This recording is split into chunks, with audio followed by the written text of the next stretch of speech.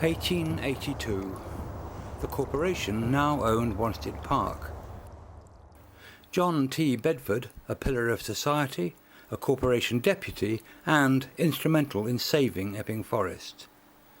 But John had an alias. As Robert the Waiter, he had a regular column in Punch.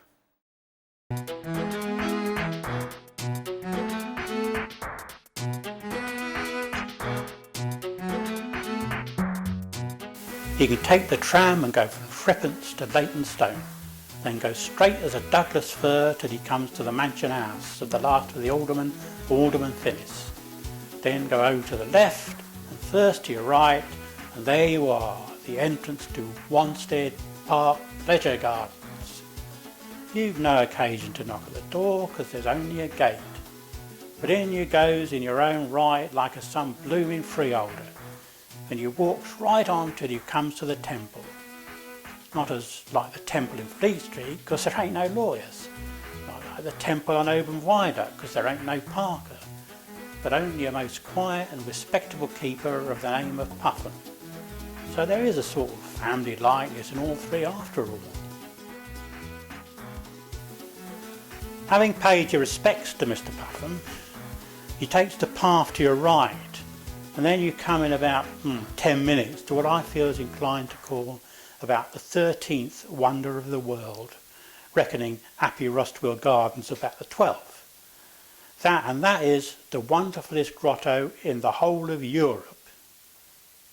I see it at once by his uniform and his solemn demeanour that Mr. Puffin is a man of the strictest veracity. I quite agree with the rather excited costermonger who said with rather unnecessary vigour of language that with that grotto for his crib and those perch ponds for his fish, he shouldn't want any other paradise. Then something like fish ponds them is. Why, Mr. Puffin actually told me with that solemn look of his that sometimes of an evening the fish is a-jumping about and a splashing to that extent you think as there was a lot of boys a-bathing there. And he looks at you so serious that you can't carp at his fish stories. Well, I have in my long experience seen about as many beautiful places as most waiters. I've seen old Vauxhall Gardens, White Cunded House and Hornsey Wood, and Ivory Barn. But I haven't the least hesitation in giving the palm tree to Wanstead.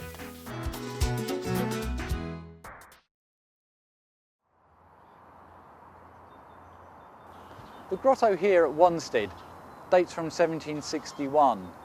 In terms of grottos within Essex, it's so important because it is pretty much a sole survivor. There are lesser buildings, but nothing of this standard. And unfortunately, in 1884, the grotto was destroyed almost totally by fire. So what you see today is, in essence, a facade. And later on, we'll take you on a virtual reality tour, a reconstruction. The building downstairs was actually a boathouse. It's upstairs when you start to recreate that wonderful decoration. For example, when you got in there, you'd have a lovely inlaid pebble floor, ornamented with patterns.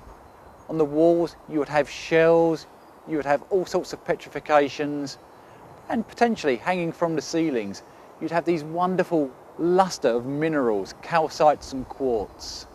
If you look at some of the other examples of the 18th century, three very important ones, we've mentioned Painshill, were Oatlands Grotto and also Ascot Grotto, all designed or decorated by the pioneering grotto builders of the period, the Lane brothers, or Lane father and son.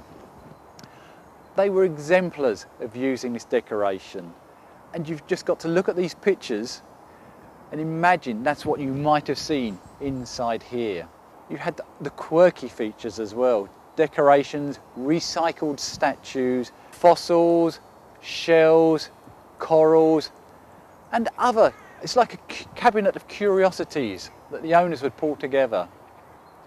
Unfortunately, in 1948, the grotto at Oatlands was demolished, deemed as unsafe.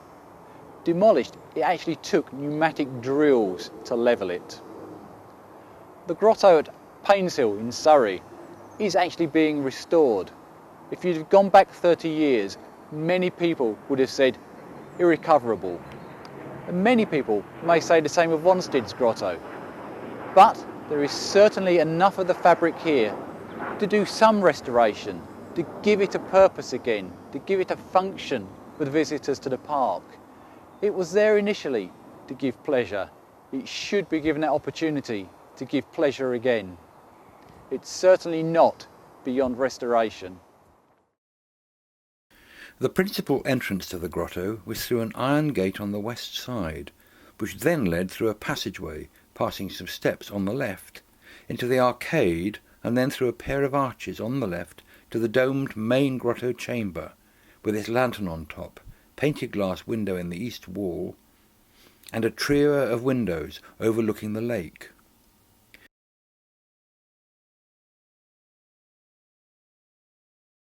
The humbler keeper's lodge was an integral two-storey affair, complete with fireplace and chimney.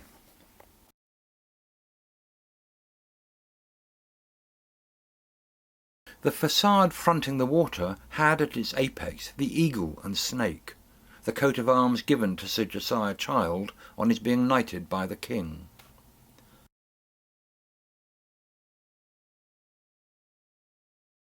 An alcove to the left of the boathouse arch held a wooden coffin, or perhaps an altar. It was recorded that a stone recumbent figure of a woman wearing a chastity belt lay on top of it at one time. This gave rise to stories of mysterious rites having taken place in the grotto in the 18th century. The grotto was used for wonderful occasions, including firework displays and nighttime theatre, automatons that would come out of the water and frighten many of the establishment guests that would flock here to the gardens for grand affairs. One great party, for example, given by Lord Tilney, was recorded by an Italian aristocrat who was there.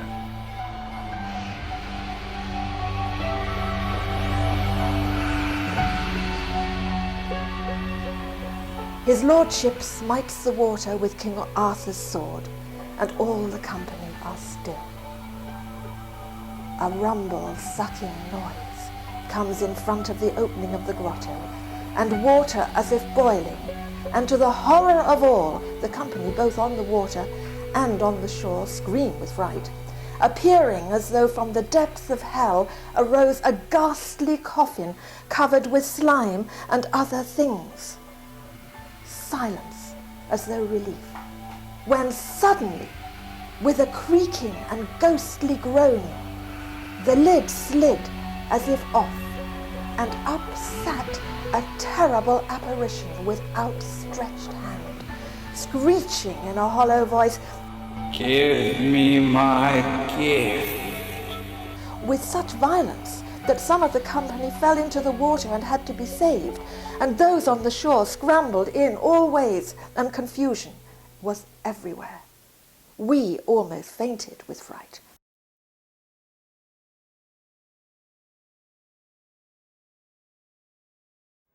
But the real plot is still unfolding, because the masked stranger is still planning to steal the trousers of the school prefects any moment now. But meanwhile, the school head boy, Pete Downey, rehearsing from Hamlet, "Alas, poor Yorick, I knew him well, a fellow of infinite jest," etc., down in the grotto in Wanstead Park, with a skull borrowed from the school biology lab. But even he is being observed by this strange masked character played by Jeff Goldner, who went on to a career in screen animation. I think this might have been an outtake. Ah, yes, it's Mick Roth, who has already lost his trousers to the masked raider.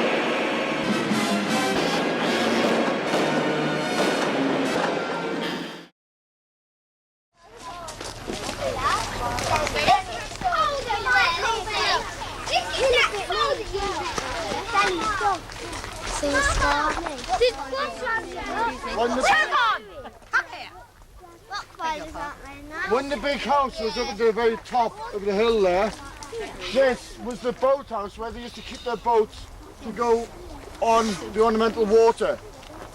Inside there, down the bottom, was an area where the boats could go straight in. Then above it was 2 rooms. The 2 rooms were made to look like a dream house.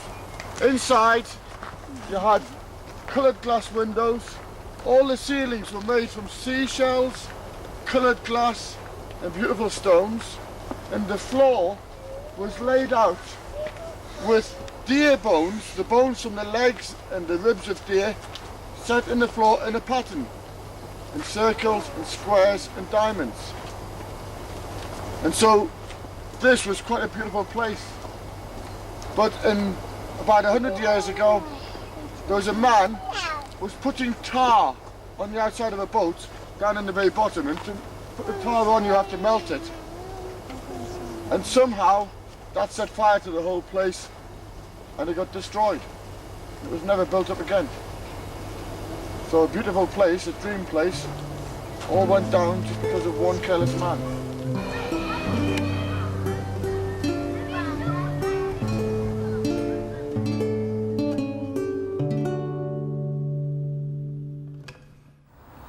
Unfortunately, it caught fire in the 1880s. When the public were allowed into it, I think they had to pay a few pennies to get in. And there are some photographs actually in Ilford Central Library showing you this chap with his little sort of commissionaire's type uniform on and a little notice saying, 6pence or something rather to go in. So it was a very grand place. People have gradually stolen all the little bits and pieces over the years, and we're just left with, as you can see the way it's constructed, with a brick base and then bits of old second-hand dressed stone literally just plugged into it. And there would have been bits of broken statue. It was just recycling wrecks or surplus stuff. But we can get round to the back there now, and although it is the weeds are growing up, but at least they've taken away a lot of the trees, so that you can see from the back how it was shaped as well as from the front.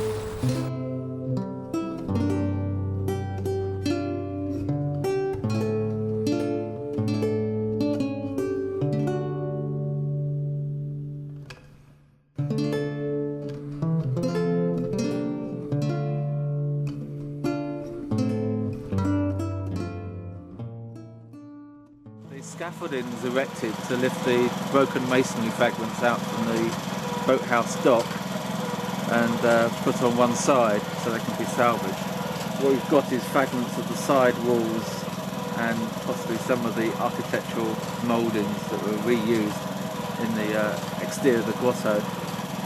So this is just one part, as usual, of various attempts to try and restore initially the boat dock, because the brickwork you can see is crumbling away along the edges, and they want to try and salvage, consolidate and test whether they can actually use it again as a boat dock, as an ornamental feature, and then the corporation will look at it again, perhaps get a contractor in to work out what can be salvaged and consolidated.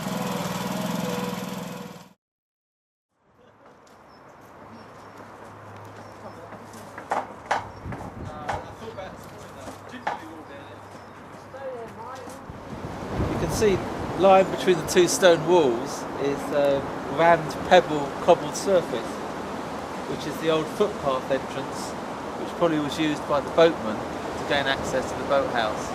And that path runs out even below the present ground level. It's buried under several feet of decaying woodland and tree root action. And the intention is to restore this path and access into the boathouse itself. Down below me now, it's got the staircase running up from the causeway, the western side of the boathouse, and running through to the grotto structure itself. Unfortunately, it's collapsed. It's collapsed onto the stairs, enabling us to do some finds in there. And this earth bank that we're standing on was deliberately laid to bury the grotto to give it a country feel, along with the planting of the yew trees around the area. On the opposite bank is the brickwork of the bridge abutment, which went with the bridge that crossed the ornamental water at this point to gain access from that land to the grotto and boathouse where I'm standing. And this alignment of stone you see in the water has been salvaged from the very banks of the boathouse and grotto, and is very eroded, as if it's been out in the weather and not under shelter here at the grotto. I think it may have been brought in as another fragment just to decorate the place at a later date. Large plinth stone you see on the right wall is approximately the base of the staircase and at the level of the water, and would have been where the boat would have been pulled up to for the people to get access to the boat and out into the lake. Behind that stone is a lot of fill which is sealing the staircase, which hopefully in the future will be excavated out and more finds will be retrieved from there. Some of this stonework, possibly these fragments, were purchased from a stonemason, an architectural dealer in the late 18th century, specifically to put back onto this facade as decorative material.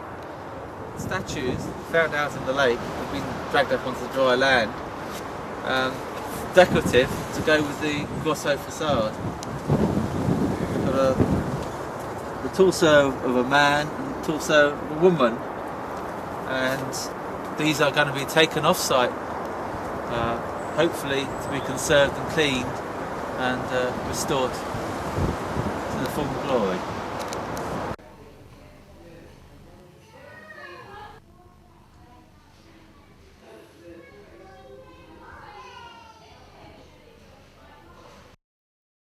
"15 years ago, the corporation spent a lot of money opening it up. A lot of artifacts were found and are now in store safely. But again, nature's taken back again. It would be lovely that, again, if something, we know there's habitat, natural habitat there, which needs to be considered.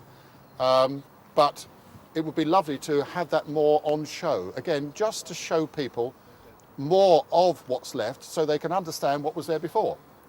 Because before all the nature grew back up again at the back, you could clearly see into where the boats came in. You could clearly see the two sides where they used to take the boats out of the water to repair them and drain them, etc. And you could clearly see one of the doorways into an upper room. But now nature has taken back again, and it's a pity in my opinion. There is even some cabling down there where they were going to actually connect an alarm system through to the temple and then through to the guild hall, so that they could, if there was any yobbery going on, they could be alerted to that sort of thing, but it hasn't happened.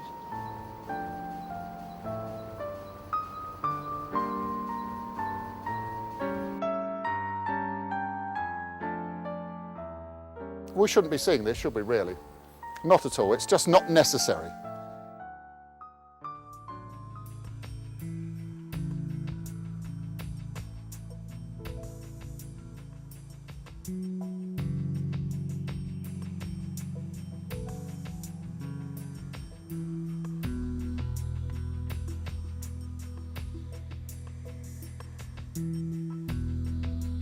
So what's the purpose of the internal space? I don't know, but it's not unusual. Isn't it? No. With no access? I've seen others like it. It's possibly for repairs or even more than one boat. You'd expect you could put a boat in there, even if you have to haul it out and put it there, then be able to walk out of the space Yeah, I know without... what you're saying. I do know what you're saying. So you think that would be wet? Marginal. Because there's have you have a photograph at the back here? I mean, that's the rear part, and that suggests that's dry land here. That's exactly where you're looking now. And on Stuart's DVD, the Museum of London archaeologist talks about sort of pebble-studded path here. Yeah, I would say that's where the oarsman would initially board or get So on. he would walk along there and hop over the bow or the stern of the boat and What, the eagle? that was an internet find. Yes, I think we might have to fold his wings in.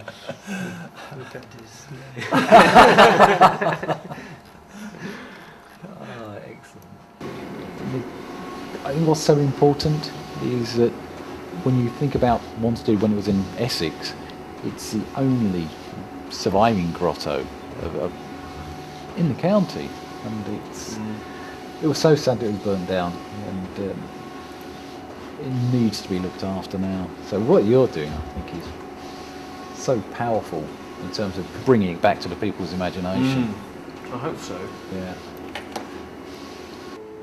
You have to remember that in the 18th century, people would visit country parks whether the owner was there or not, and it was almost an expectation that they would be allowed, assuming they're high enough, to be able to walk around the grounds. If you'd have had a cascade there, for example, in the park as part of the design, you would often have one of the gardeners go ahead of the guests, and he would release a cascade so that when the guests arrived, you'd have the flow of water that they could appreciate. And they even had automatons. They actually had one which could be manipulated again by the gardener. He'd come ahead and he'd have him juggling the strings. You've got grottos and cold baths, for example, combined. It's just what they chose to put in there. And are there any other sources we should be looking at, do you think, that are graphical? Nothing in Vitruvius Britannicus or anything like that? No, nothing of this would not have reached Vitruvius. Because it's not highbrow enough? It's just not that nature, yeah. If you're anybody, you had to have these things in your landscape. And you changed your landscape. 1750, Brown came along, he started to naturalise the landscapes, which is why you see a lot of the more formal features, whether it had all octagonal shape for the halls or whatever else, or any very regular canals, they all disappeared. They became shaped, disappeared totally, became serpentine. It's Mother Nature taking control again. Well, but with these. Contrived. Yes. Oh yes, this is art imitating nature. How were they built, do you think? Do you think they were built as a brick building and then clad incrementally and backfilled and... Yeah, very much cut and cover almost for the outside part. But yes, just a brick structure. There's or a regular structure. brick building underneath, isn't yeah. there? And then just cramp on stone as required. Yeah. It's a usual method.